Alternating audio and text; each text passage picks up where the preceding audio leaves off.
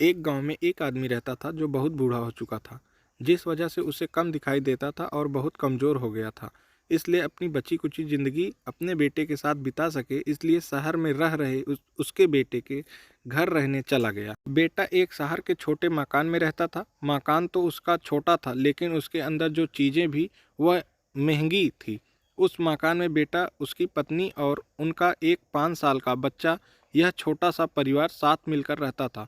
बूढ़े पिता के आने से उनके परिवार का एक सदस्य और बढ़ गया। यह पूरा परिवार रोज सुबह शाम डाइनिंग टेबल पर साथ में खाना खाया करता। बूढ़ा पिता अपनी कमजोरी के चलते हमेशा खाने की चीजें नीचे गिराता रहता और कई बार कांच के बर्तन भी टूट जाया करते थे।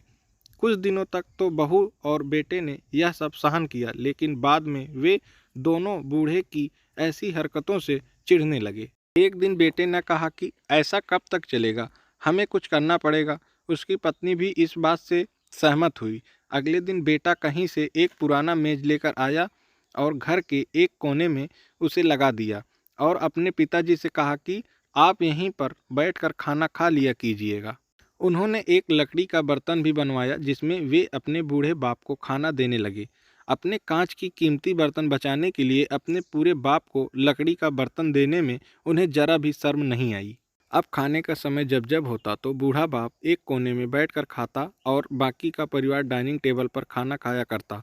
डाइनिंग टेबल पर बैठे बैठे दोनों पति पत्नी कभी कभी अपने बूढ़े बाप की तरफ देख लिया करते। बाप की आंखों में उन्हें आंसू भी नजर आते, मगर अनपढ़ जैसे कोई असर ही नहीं होता। बूढ़े का पोता भी यह नज़ारा हमेशा देखता और वह अपने में ही खोया रहता।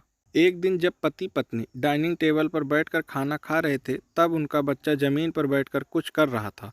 उन दोनों ने बच्चे के हाथ में लकड़ी का टुकड़ा देखा, लेकिन उन्हें कुछ समझ में नहीं आया कि बच्चा लकड़ी के टुकड़े के साथ क्या कर रहा।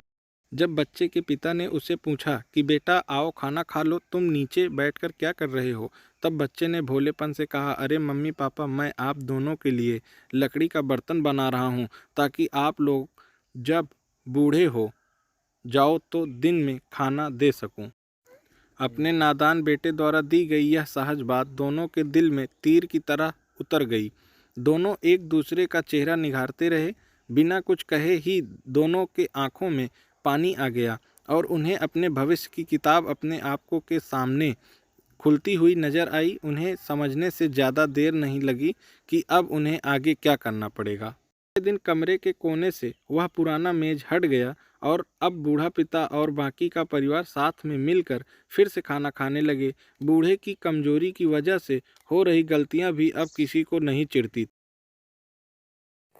अगर ये वीडियो आपको पसंद आया है तो प्लीज लाइक एंड सब्सक्राइब करना ना भूलिएगा। साथ ही बेल आइकन प्रेस कर लीजिए, जिससे सबसे पहले इस तरह की स्टोरी आपको मिलती रहे।